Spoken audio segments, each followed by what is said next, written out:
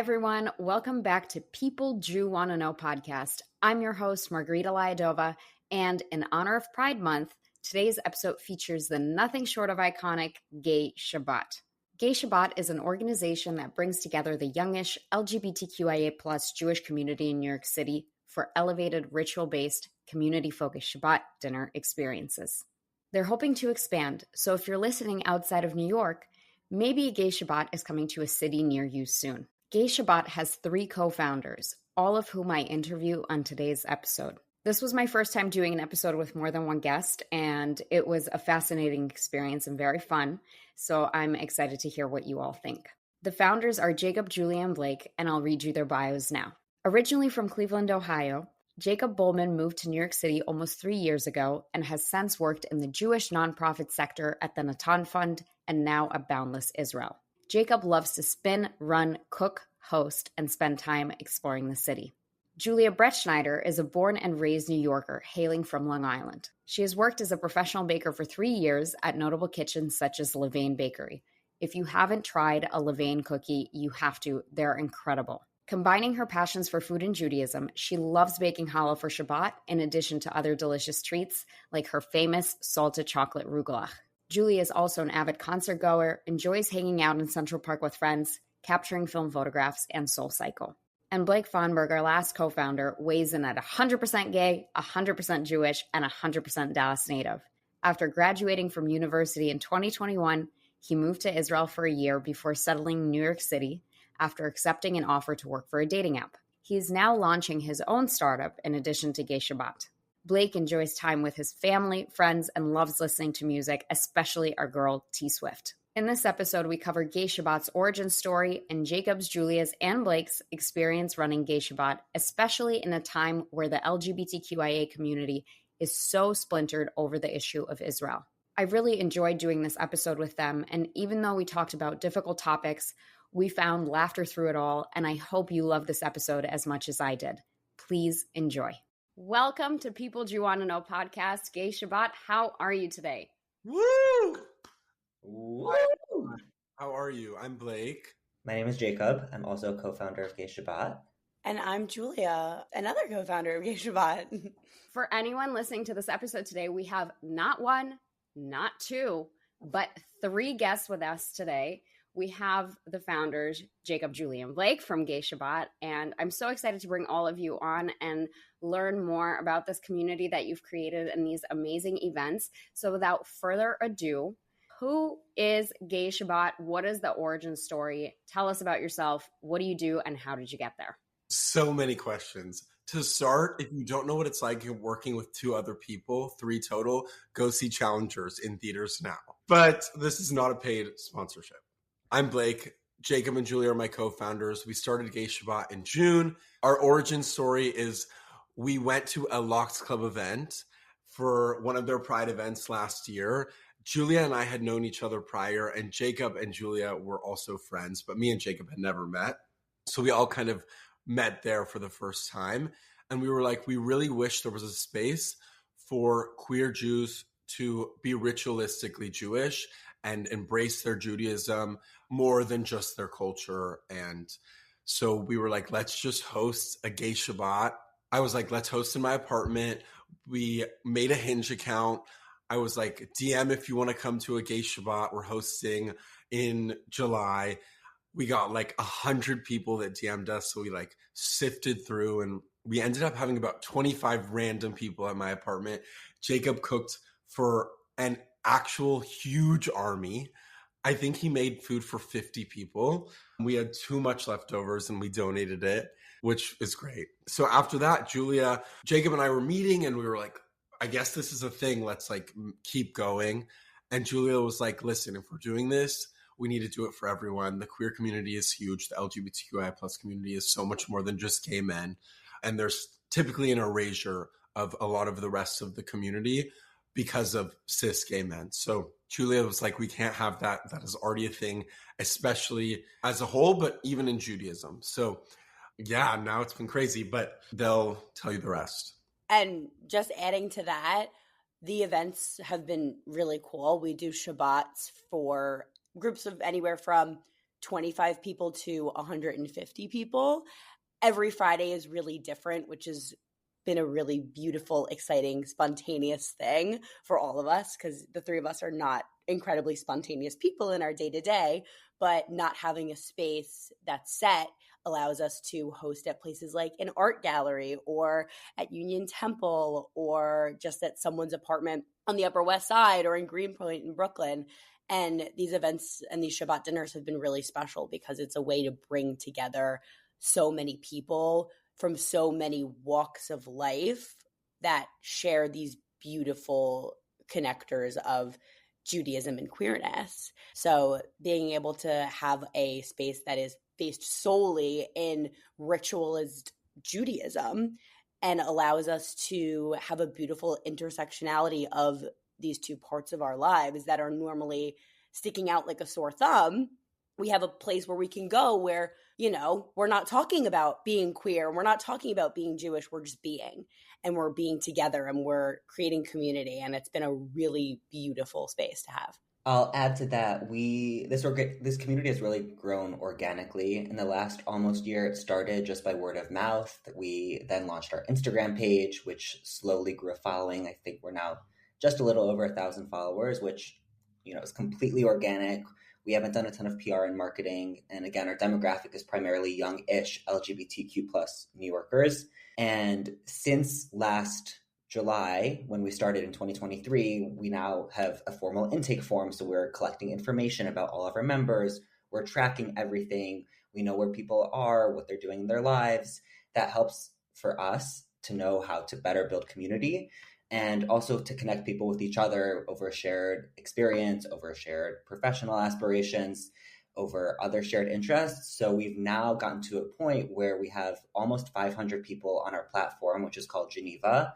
It's kind of like a Slack meets WhatsApp-ish situation where people can connect casually, where we also share all of our events. So that's where we promote everything. And since this episode is going to be released in June, which is obviously Pride Month, and our 1 year-ish anniversary, which is technically in July, but we were conceptualized in Pride of 2023, we are hosting a few events. We're going to have a Shabbat day party of sorts, details to be announced still. We're also partnering with Nice Jewish Runners to host an event where any queer Jews who love running will be able to express that interest. And we have a few other events still on the horizon that we're planning and we're really, really excited about. If you asked us a year ago if we thought that we would be here right now, this is beyond my wildest dreams. And I feel very lucky also to do this with two incredible partners. Me and Julia are rubbing off on Jacob because he quoted Taylor Swift, Wildest Dreams, everybody. Taylor's version. I'm not a Swiftie, but maybe I'm on my way. I don't know. So the podcast will get canceled if you say that. You know what stuck out to me about what Jacob said? He said, we're partnering with Nice Jewish Runners. So if you like running, there will be an event where you can express that interest. I will never express interest in running. That's not an interest I express. I just downloaded Strava. I'm trying to get into it. I am trying to be open-minded to both Taylor Swift and running. Again, starting Gay Shabbat has broadened my world in ways I could not even have imagined. Beyond my wildest dreams, in the words of Taylor Swift. Also, just to bounce off of what Jacob said, saying that he never thought he'd be a runner and listen to Taylor, which he isn't either, but he's becoming. This community, crazy enough to be a little serious, has, like, to speak for the three of us, none of us actually really had any queer friends before this community. And we originally started it because we were just like, we need a space, like, as we all said. But now it's crazy, not only like what's happened within the Gay Shabbat community, but all three of us personally have really grown so much within our own identities and being comfortable in our Judaism and our queerness. And it's like crazy because I don't know that I or any of us would be who we are today if it wasn't for this community and the people within the community, because we are nothing without the people in the community.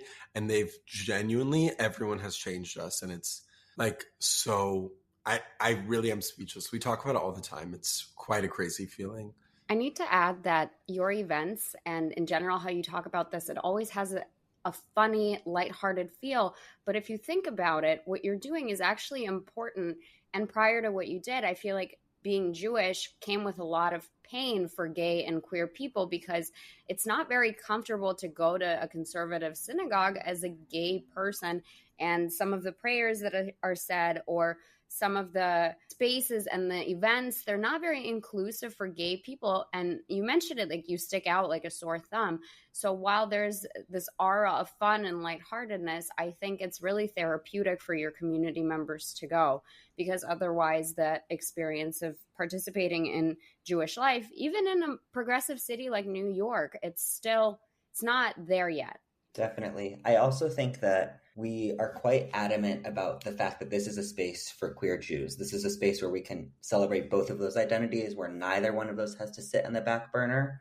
And part of the magic of Gay Shabbat that's really difficult to convey is that being in a space solely with individuals who share those two identities with you, you feel this level of comfort, your guard is down, people understand you on such a deep level. You don't have to communicate with words. You don't have to say much. You are just there. And the product is Shabbat. Shabbat is a beautiful thing. It's a time to unwind. It's a time to reflect on the week. That's not, innovative in any way. That's the story of the Jewish people. Is on the seventh day, God rested. And so for us to rest together, I think takes on a whole new meaning. It's not just we're off our phones or we're not working or we're, enjoying our time with friends. It's, again, like Blake and Julie have said, we're existing. And that is something that, honestly, I did not think that I needed until this. And now that I have it, it's hard to imagine a world without it. I think that many of our community members feel the same way. And many, similarly to us, don't have a lot of queer friends, don't have a lot of queer Jewish friends or that community, and are desperately, desperately seeking this out because they need that space. They need that space. I have a question that's a tough one or maybe a little uncomfy, but I don't think I could ask anyone else because of the people you meet and the people you interact with. So it's no secret that there are plenty of gay Jews and queer Jews that would consider themselves anti-Zionist.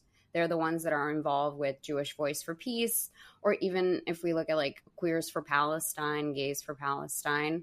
And I wanted to ask if in the events that you've hosted, you've had any experience with those types of Jews who still want to participate in Shabbat but have a very strong viewpoint on Israel, and what that experience has been like and navigating that, especially after October 7th. We should acknowledge, because I feel like it took me so long to grasp this, but so much of the queer community is anti-Zionist, but we are already isolated from the queer community already because of everything going on in Israel and the Jewish community just by being queer sometimes, and now these people who are anti-Zionist, I think that term can get thrown around. I don't know that everyone knows what that means, but and everyone has a different meaning, but I want to make sure that we acknowledge that they also are struggling to be accepted into the Jewish community and the queer community, because now they're anti-Zionist and they're Jewish, they're being isolated because they're Jewish. Even though they're fools, they're still being isolated. Yeah, but it's true. Yes, but it's still so sad. And I think that also just I don't agree personally. Yeah, and I think part of, if anything, to say that we have, it sounds impossible to say that in New York City you have a room where there are queer Jews who are all the way from raging Zionists to raging anti-Zionists to religious to non-religious to, never affiliated with Judaism to Shomer Shabbat and Shomer Kashrut, all in one room. I think that's the beauty of what we do. That's the crux of it, is that we unite all of these people together, and sometimes we talk about it and sometimes we don't, but yeah. Yeah, it's definitely a little isolating right now to be a queer Jew with everything going on. And it's a little scary. Nobody really wants to talk about it. Nobody feels like they know exactly what the right thing to say is, and everybody doesn't want to say the wrong thing. But I think that having a space where we can just be, and we try to be as apolitical as possible because we don't want to isolate anybody. We want people to feel safe in their Judaism, safe in their queerness, regardless of political ideals or affiliations. And we've had everyone, we did a Shabbat in November with Richie Torres, and he came and he spoke about anti-Semitism, because I think that's something we can all get behind, that's not what we want to see. And really fighting that has been really important in our communities and just in New York City in general. Also, just to add to that, while maybe it's sometimes difficult personally for me to have conversations with people who might not be on the same page as me, it's very important, especially as Jews, especially as queer Jews, I know we keep saying it, but to create important and necessary dialogue to move forward together, because at the end of the day, like, we have to be here for each other as Jews, because as you can tell with what's going on right now, post October 7th, like, there's not many people, it feels like, for us. So even if we have to have a conversation with an anti-Zionist Jew, like, yes, maybe I'm annoyed, but like, we have to build this community for everyone. And that's hard sometimes, but I wanted to ask you about that, Blake, because like anyone who goes on your Instagram within 2 seconds can tell that you're a Zionist and a proud Jewish person. You support Israel. Do you have experience with anti-Zionist Jews coming to your events? Have they tried to engage in conversation? Have you made any progress? We do have a couple anti-Zionist Jews.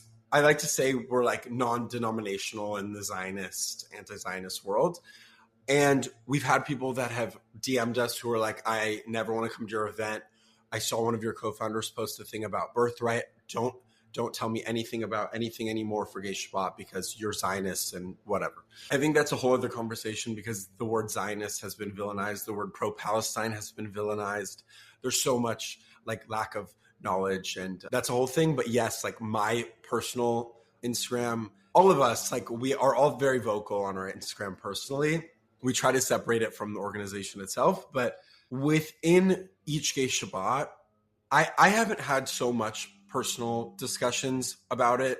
I've been a little tired more recently just about talking about it. I think either of the others, maybe Jacob, has had some more discussions about it. I'll just add, separately from this, my full-time job is in the world of Israel policy think action tank research. So I'm very much enmeshed in this world. I have my own personal views, and then there's Gay Shabbat. So there's a lot to kind of sift through. And a lot of these lines are becoming blurred because our business is Jewish community, and that's a very tricky thing to navigate. We're in the business of people. And that means having some red lines where we say, you know, if this is explicit Jew hatred, this is not okay, and this will not be tolerated in our space. And there are times when there's something that said that there is room for conversation. Again, our primary purpose is to bring people together over Shabbat. And I'll just say, on the flip side, we've had people approach us and say, thank you for creating the space where I can be queer and identify strongly with Israel and feel really proud of that part of my identity and not have to kind of compromise one over the other. I think that what we noticed from the get-go is that there are not a lot, but there are some queer Jewish spaces, especially in New York City, that do lean anti or non-Zionist. Those spaces do exist. And I'm not saying that there are competition or that people should go there and not to us. That's not at all my intention. But we found that for ourselves, there was no queer Jewish space where we could come and feel totally comfortably ourselves. And for me personally, part of that identity is being a Zionist and is supporting the state of Israel. And again, like Blake and Julia mentioned, part of this was driven selfishly. We wanted to create community for ourselves. Obviously, since then, this has grown to something much larger and much bigger. But I think having that personal investment and connection to our mission is what has fueled our success thus far. And then just to add to that, opposite to Jacob and Blake, most of my everyday life is spent with non-Jews and non-queer people, because I work as a baker and I do like little odd jobs. I'm surrounded mostly by non-Jews. And I'm finding that with everything going on, people are coming to me and they're asking me, what do you think? What's your opinion? Where do you land on this? Is the news real? And I can only give what I feel is the best sort of nuanced perspective for people that aren't living in our shoes during this time. Because looking at this from the outside in, it's a lot easier to be like, oh, well, like this is right and this is wrong. And I think that a lot of people aren't so inclined to want to have those conversations. And I find myself in a really privileged position to be able to talk to people in a way where I could explain everything. And I mean, personally, I'm not as vocal or as strong feeling as Blake and Jacob are. And I think that brings a nice perspective to our group, as well as dealing with or talking to people that don't politically align the same way, because the three of us even don't have the exact same ideals and thoughts and perspectives. And that's okay. And I think that brings a really beautiful light to everything that's going on and allows us to go at this and deal with all of the anti-Semitism in a way that's going to bring people together and not have anybody feeling iced out or that they can't come. You know, this, we really are creating a space for everyone and being able to talk to people that are outside of them. I want to add, well, two things. One, I want to discuss $3 bill, but two, just to go off a little bit of what Julia said, like also the way we grew up is very different within our Judaism and our Zionism. Like I went to a religious day school. I grew up very Zionist. Like my shul that I grew up with is it's like has Israel in the name. It's super supportive of Israel. And after high school, I wanted to move to Israel and I never did. And then I moved to Israel after college, whatever. And Jacob grew up like a little bit from and like, you know, like also very Zionist. And Julia like grew up with not many Jews around her and like really came into her Judaism kind of at the end of college, post-college, even her and her queerness, not to speak for you, but also like. No, that's right. And I like only came into my queerness after I was so involved in Judaism. And when I came out, it was like, wow, this is so weird because now I like feel a little bit weird in the Jewish space, but I also feel like really weird in the queer space. And like, that was a whole, I mean, we've all felt that way, but just interesting, but just wanted to add it. Just to add to your point, like these two parts of us, we can't take them off. They're so inextricably linked with who we are that I think that's what is also a big driver. Anyways, back to $3 bill. Like, yes, back to $3 bill in a second. Like I always, whenever I would be somewhere, I'd always be like, my top identities are Judaism and Zionism, like always. It's so weird. And now I feel like there's backlash being like anti-Semitism is anti-Zionism, but there are times when it is the same thing and they overlap. And there are times when it isn't, but I think it's a little more rare because anti-Zionism is a bit of a scapegoat for anti-Semitism. Yeah. I think that kind of speaking to that, I wanted to bring up an incident that actually happened just last night. We're talking in May, and this week is Eurovision, and Israel has made it to the finals. Woohoo! Go ahead. I hope that she wins. And there is an establishment, a queer establishment in Brooklyn that shall remain nameless, but I may or may not have mentioned it earlier, and it may or may not be similar to 2 shekels, but it's a Brooklyn establishment, and they were going to host a watch party for Eurovision. And I saw on Instagram, they posted a story that said, this no longer aligns with their values. They're not going to be hosting the watch party anymore. They're so sorry to have let their community down. And it was because Israel's representative, Eden Golan, had made it to the grand final. My initial personal reaction was visceral outrage. How could a 20-year-old traveling to Malmo to represent her country and sing for a competition whose whole purpose is to bring people together from different countries, from different geopolitical regions, over a shared love of music and to just display their talent? That's literally the whole point of the competition. In response to this, we are partnering with Daniel Ryan Spalding, who's an outspoken advocate for Jews and for Israel. He himself is queer, but not Jewish, which we are so grateful for to have an ally in him. And we're co-hosting a watch party for the final on Saturday. I think it's still a shame. And I think that if you went to the comment section before they turned comments off, you would see that there was so much, I think, shock, but also upset and anger and sadness and feelings of exclusion. And frankly, feelings I thought that I would never have to confront in my lifetime as a Jew and as someone who supports Israel, and no less in a space that is supposed to be inclusive, that is supposed to be a safe space for queer people. I was just there for a Purim party. I was just really at a loss, and it only reinforced my passion for what we're doing with Gay Shabbat. just to keep going off of what Jacob said, they also, which was very frustrating, we have a group chat. We have two group chats. We have our Gay Shabbat official, and then we have our, like, we call it GayDHD. And that's our chat where we just rant about everything. But yesterday, the chat was going crazy because of $3 Bill, the unnamed bar that Jacob was mentioning. And then also there's a march that Julia's going to tell you about in a second that also was a thing. But in $3 Bill's post, they put hashtag never again for anyone. And yes, exactly. We're all holding up middle fingers because that if you're going to post never again for anyone and then actively not include Jews or Israelis, please, please, please do not say that because you're just wrong. You're being racist, xenophobic, and Jacob said he doesn't want to say anti-Semitism anymore because people are reclaiming that word. So we're just going to say Jew hatred. And call it what it is. It's Jew hatred. I don't know why we call it anything else.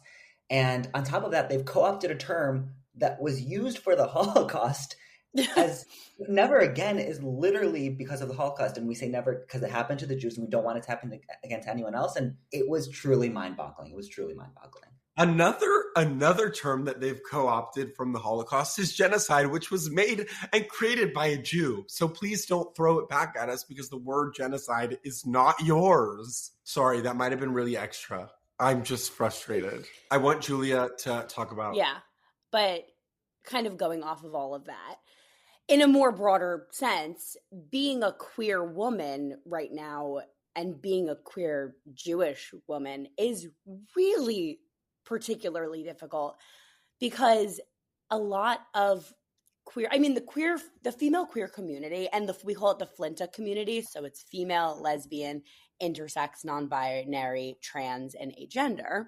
So everyone that's not a cis white gay man. There's this stigma around this community, and it's a little, you look at queer female community and the way that it's portrayed in media and the lack thereof of a diversity within these women. And I think that it's really a hard thing to be a queer Jewish woman right now that isn't pro-Palestine or anti-Zionist so heavily or outwardly. And there's kind of this feeling of exclusion from that community, which is tough because the queer female community is excluded from everything, everywhere. There's less than 20 lesbian bars in the whole country. And there's only like 6 in New York State when there's 14 gay bars on every block for men. And even in those spaces, I'm feeling excluded a little.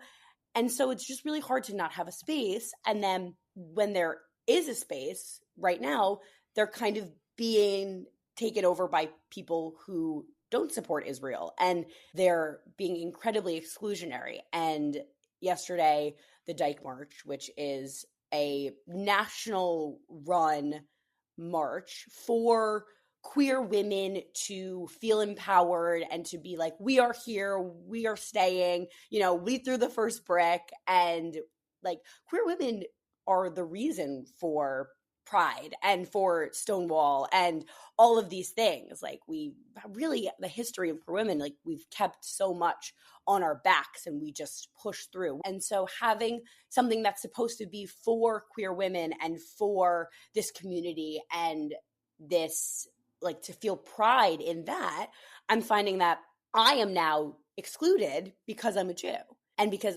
I can show my pride for my queerness, but I can't show my pride for my Judaism. And, the not allowing of the Israel rainbow flags or the just like any sort of like Jewish rainbow flag or representation at all has kind of just been something that is really upsetting and makes me feel like I really don't have a space, which then again brings me back to being so grateful that we created one because I feel like I really have a place where I can be myself and I can make friends that feel the same way. Hot off the press, $3 Bill just took down their cancellation posts. Freaking out. You heard it here live. You heard it literally. All of the comments were so pro-Israel, which was iconic. But maybe I only saw them because I follow everyone that was posting. But I think they got a lot of backlash. So I was thinking about what Julia said, and I think when Israel became this like safe haven for gay people and started having the iconic gay parade and the Pride Month and the marches and everything, it was very clear that that was centered for gay men. And even as a non-gay person, I very much see how apparent it is that the lesbian community or any of the queer communities that are centered around female identifying people, I think that's the right way to describe it. It's just not at the level, like it doesn't have the PR or the marketing or the reputation that gay men already have as being accepted in society. For instance, Julia drew the example that there are so many more gay bars for every lesbian bar that is in New York City, and that's so true. I'm curious to see what happens, and I am afraid that as a result of the lesbian community or the female identifying communities being alienated, that's why they started gravitating to anti-Zionism or not being supportive of Israel, because the support of the gay community that Israel had wasn't ever centered around them. It was more for gay men. T.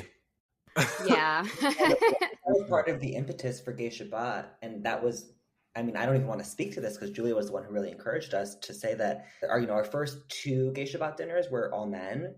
And then we started introducing the Flinta community and then everyone else. And now we've completely shifted to a model where it's all inclusive. And then we have sub-affiliate groups rather than starting from the specific and going larger. And I think that's part of what is so important about our community. And even, it's not a perfect system. Oftentimes at our Shabbat dinners, there still is more representation among cis gay men, but we are really making an active and concerted effort to include and really find those people and create a space for them. And I think that's also a general thing within the queer community and LGBTQIA plus community, because women just aren't as represented. And this, naively isn't something that I think a lot of people think about, because as Jacob and I, cis gay men, it's so prevalent in our society now, especially in New York. And there isn't enough queer female visibility within any of the intersectionalities of it. Can I mention one thing back on the subject of $3 bill, and then we'll move on? But there was a really powerful comment on the post that I want to share. I was reading the post from the previously aforementioned unnamed establishment Brooklyn from $3 bill, and I saw a comment that really stuck with me. And it said, for 21 years, I was forced to be in the closet because of my identity. And now I'm being forced back into the closet for another identity that I never thought I'd have to hide. And that shattered my heart. I was so heartbroken to read that. And I think it speaks to what some people in our community might be feeling right now. And our space is intended for people to never, ever have to feel that way on either front. And we've had people actually come to us and DM us and say, I'm not out, I'm craving the space. Is there a way I can come without being in pictures? Is there a way I can come and just connect with you guys, the co-founders? And it's very clear to us that there is a need for this, for what we're doing. I'm done with my Fuck $3 bill. But that comment, actually, I read it and my heart sank. Like, I was so sad. It's a very painful time, and I have absolutely zero idea, not even half a thought of how we could get out of it at this point. No, we have to think positive. I am not at this time. Maybe that will change in a week or something. Right now, I'd be all doom and gloom, okay? I feel you. The world turned their backs on Israel for the 100th time, for the umpteenth time. But hopefully we can navigate our way out of the situation. I do want to ask you if there was any really meaningful or positive experience that you've had hosting these Shabbats, like something that you will remember forever about these events you've hosted that you'd want to share. Julia got a girlfriend. I did get a girlfriend. Yeah, but I think touching on that, we hosted our first large event. We hosted a Hanukkah party at an art gallery on the Lower East Side. It was really a beautiful space, 2 floors. There was art. We had food, bar. But I think what's really special about what we're doing is that our community is very music-centric. And it's really special. Blake is like the best curator of any playlist. So if you ever need a playlist, hit him up. And we find that our community loves music. I think it's a huge part of queer culture in general. Like you look at bars or going out and artists that are catering directly towards queer people. And there was this moment at the party when it was dwindling down and everyone was leaving, and we had this space for really as long as we wanted it. And it was a mix of, you know, myself, my partner, who I'd been with literally for 3 weeks at the time, and Blake and Jacob, a few of our close friends, and then strangers. And Blake was just playing like everything from Glee to Fleetwood Mac to like Avril Lavigne to Sabrina Carpenter. And it was just us, mix of drunk and sober and high, singing and dancing and skipping around this art gallery, laying on the floor. And in that moment, I was like, what we are doing is so special and so important, not just for the queer Jewish community, but for community and for love. Like, these people have become my family, and it's really special. That was so smushy. I'm going to cry. I'm also going to cry. Love you guys. Blake or I are very emotional people, so yeah, I do not cry. I bring all the emotions to the group. It is true. We have none, and she's got it all. I took all of their emotions. I don't know what happened. Also, just small interactions that we have with strangers that come to Shabbat that we've met on Hinge, or, you know, Julia still has a Hinge set up trying to get female. I'm not available at all. Anti-available.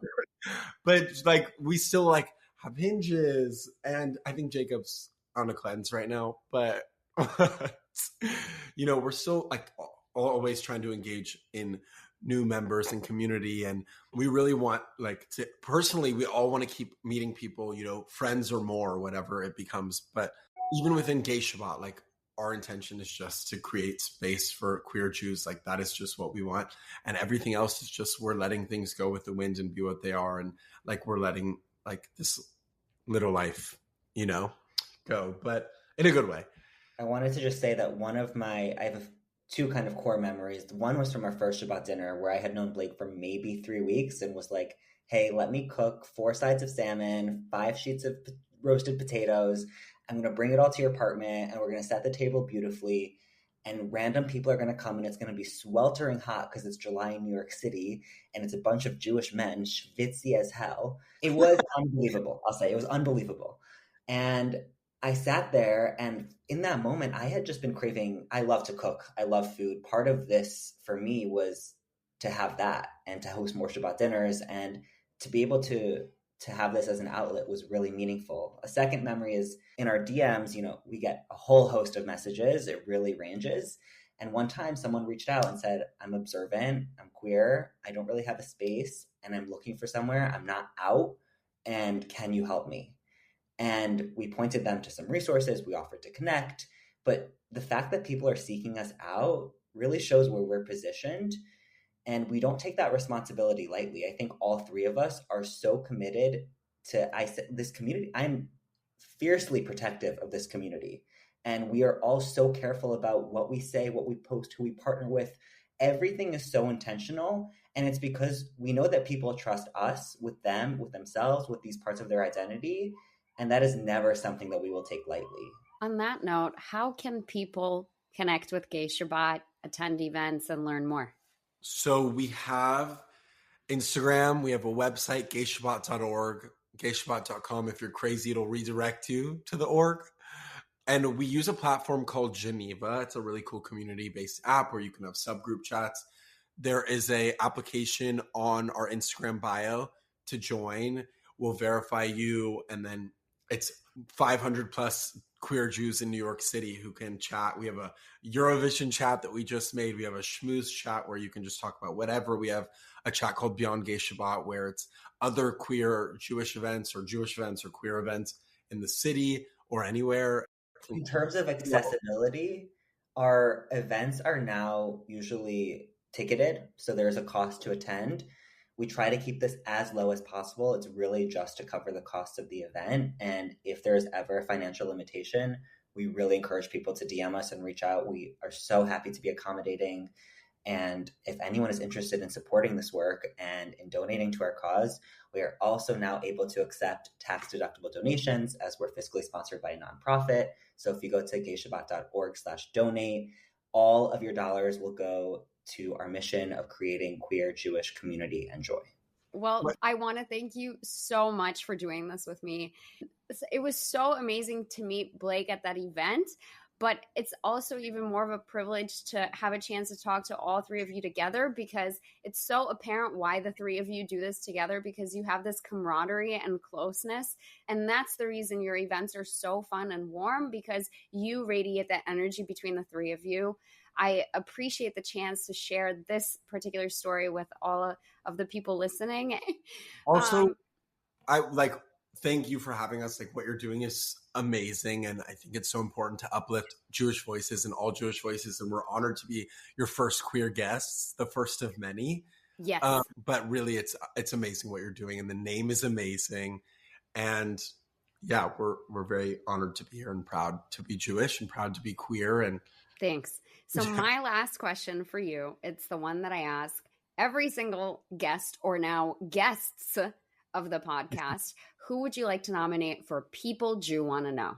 I mean, I would say Michael Valdez, Hot Jewish Energy, is great. Like, we love him. He has been so amazing in our community and spreading the word. I second that. I third that. I went to high school with him, and I found out when he came to Gay Shabbat, which was so funny. I was like, oh my God, we know each other. We grew up together. I love Michael. I love that nomination. Thank you so much. And thank you again for doing this. If you've enjoyed this podcast, please go ahead and rate us 5 stars. Be the first to hear our episodes by subscribing to People Jew Want to Know wherever you get your podcasts. And for exclusive content, follow us on Instagram at People Jew Want to Know.